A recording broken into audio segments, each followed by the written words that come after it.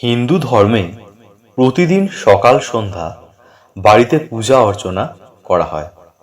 এতে পরিবারে সুখ, শান্তি ও আশীর্বাদ বজায় থাকে। এটা বিশ্বাস করা হয় যে নিয়মিত পূজা কেবল মনকে শান্ত করে তা কিন্তু না, শুভ ফলও বয়ে নিয়ে আসে। এই সময় সর্বদা প্রদীপ জ্বালিয়ে পূজা করতে পারেন।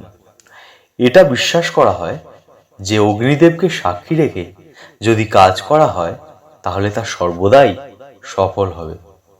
আজকের ভিডিওতে থাকছে বাস্তু মতে দারিদ্রতা, অশান্তি, দাম্পত্য সমস্যা থেকে মুক্তি পেতে কি কি করবেন। তো চলুন দেখে নেওয়া যাক পুরো ভিডিওটা।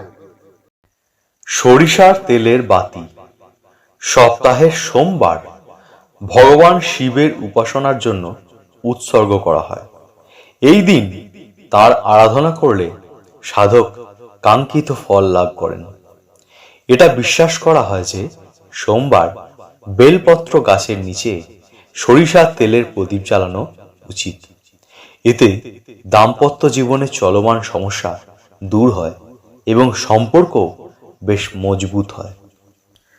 তিলের তেলের প্রদীপ সপ্তাহে মঙ্গলবার হনুমান ভক্তদের জন্য বিশেষ দিন।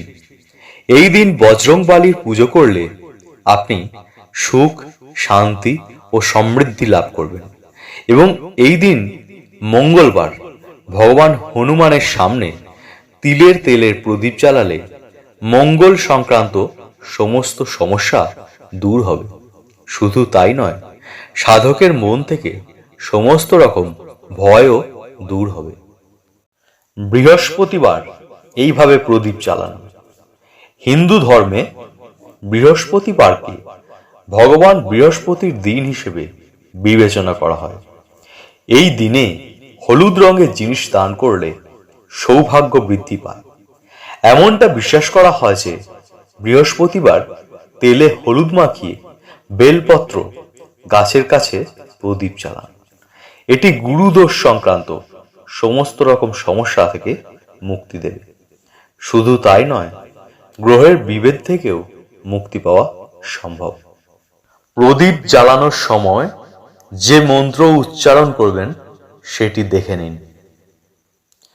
প্রদীপ জ্বালানোর সময় এই মন্ত্রটি জপ করবেন। শুভম করতি কল্যাণম আরোগ্য ধন সম্পদম শত্রু বুদ্ধি বিনাশায় দীপম জ্যোতি নমস্তুতে।